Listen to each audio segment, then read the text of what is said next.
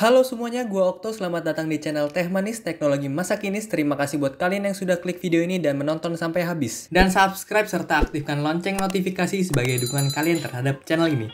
Smart band lagi nih. Kali ini dari Huawei. Ini ada 7 hari gue pakai, tapi baterainya nggak habis-habis cuy. So langsung masuk ke videonya.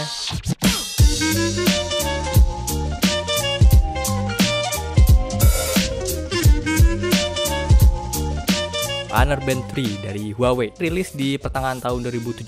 Dia lebih dulu daripada Xiaomi Mi Band 3 ya. Waktu awal rilis dia ada di harga 400 sampai 500 ribuan. Kalau sekarang sih udah turun jadi sekitar 150 ribu rupiah. Gue cek terakhir di online shop. Apakah worth it? Secara barang ini udah 3 tahun di muka bumi ini dengan harga yang lumayan turun banget ya kan. Modelnya gue suka karena ini pas di tangan aja. Dia ada bentuk curve-nya gitu. Jadi lebih nyaman untuk dipakai di tangan. Di bagian layarnya dia pakai Active Touch kayak Mi Band 2. Cukup pencet-pencet aja biar displaynya keganti gitu. Jadi dia nggak support touchscreen kayak Mi Band 3 ya. Desainnya clean dan untuk strapnya ini dia ada aksen garis kayak gini.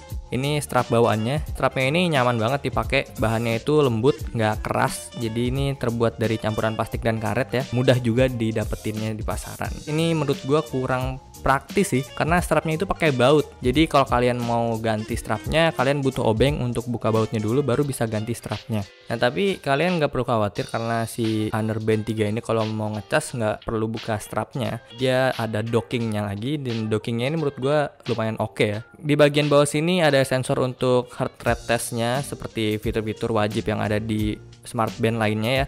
Jadi kalau misalnya kalian pakai smart band nggak ada fitur ini tuh kayak bukan smart band gitu. Di bawah sini juga ada sensor infrared. Ini berguna untuk ngedeteksi kalau alat ini lagi dipakai di tangan atau enggak. Jadi mungkin kalau kalian lagi nggak pakai barang ini di tangan, ada fitur-fitur yang bisa jadi nggak aktif gitu ya. Lanjut ke bagian layarnya, material bahannya adalah plastik, full plastik ya. Jadi bukan kaca. Ada plus minusnya ya. Plusnya adalah nggak gampang pecah karena ini kan pasti kalian pakai buat di outdoor ya. Tapi kalau misalnya pakai plastik, minusnya itu gampang baret ya.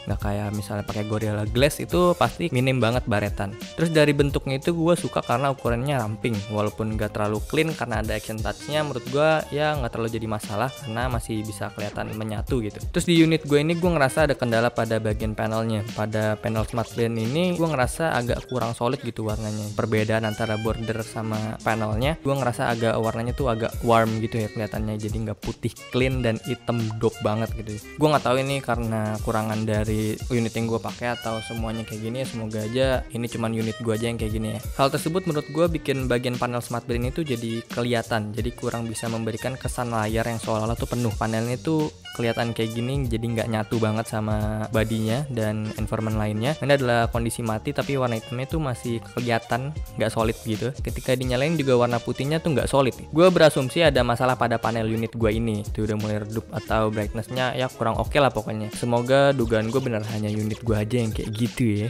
Menu utama pada smart band ini adalah indikator waktu, terus ada hari dan tanggal, terus indikator Bluetooth, indikator baterai, dan jumlah step kita dalam sehari. Ini setahu gue bisa diatur. Ntar kita coba rame gitu menurut gue karena kayaknya nggak seharusnya ada dimasukin indikator Bluetooth dan indikator baterai gitu ya. Indikator Bluetooth nyala ketika lagi nggak connect aja menurut gue segitu, dan indikator baterai ketika baterainya itu udah mulai habis. Jadi lebih simple aja gitu tampilannya. Tapi positifnya adalah kita bisa melihat status penting pada tampilan utama smart band ini.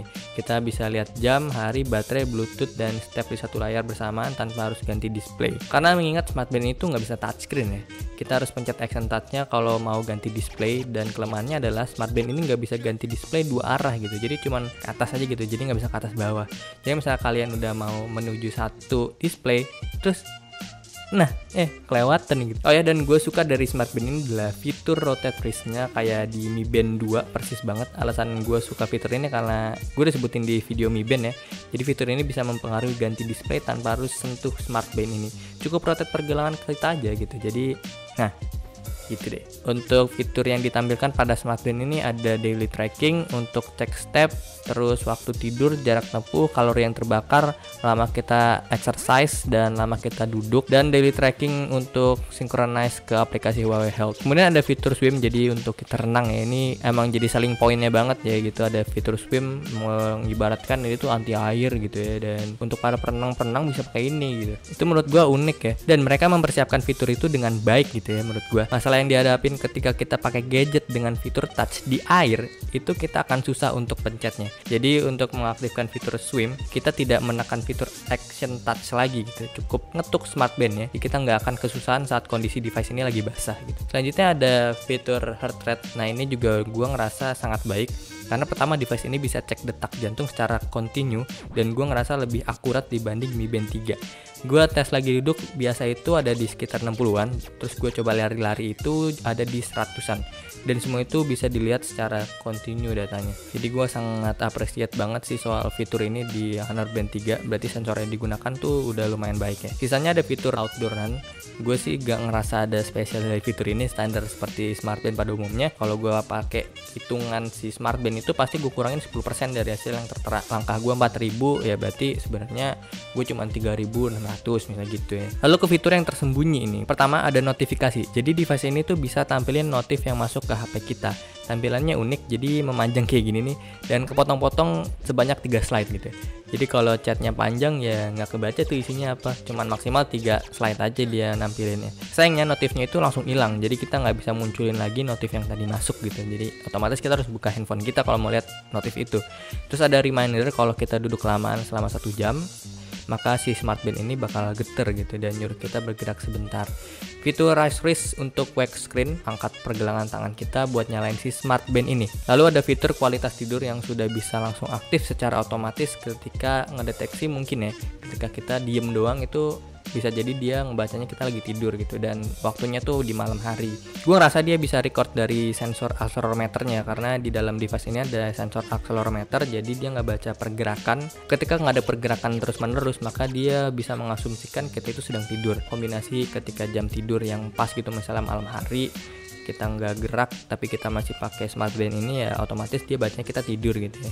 Kesimpulannya dari Honor Band 3, gue bisa takjub dengan fitur dia yang bisa dibilang minim kalau dibanding sama Mi Band 3 yang udah bisa cari handphone kita dan lain-lainnya deh. Pokoknya udah lebih kompleks kalau Mi Band 3, karena walaupun fiturnya mini, Honor Band 3 ini memaksimalkan itu semua gitu. Untuk desainnya gue suka ya, mungkin akan lebih perfect kalau ada active touch-nya hilang, diganti jadi touchscreen, dan bisa 2 arah untuk ganti displaynya, jadi nggak PR kalau kelewatan kayak tadi gitu. Oke. Jadi itu aja hal yang gue bisa sharing ke kalian untuk saat ini. Sekali lagi terima kasih udah nonton video ini. Kalau kalian ada kritik, saran, pertanyaan, dan info mengenai isi konten channel ini, bisa langsung komen di kolom komentar di bawah agar kita bisa sharing dan bertukar ilmu pengetahuan agar lebih bermanfaat untuk kita semua. Silahkan like kalau kalian mendapat pengetahuan baru, dan dislike kalau konten ini kurang bermanfaat, serta subscribe dan nyalakan tombol notifikasi sebagai dukungan kalian terhadap channel ini. Gue Okto, dan sampai ketemu di video selanjutnya. Terima kasih.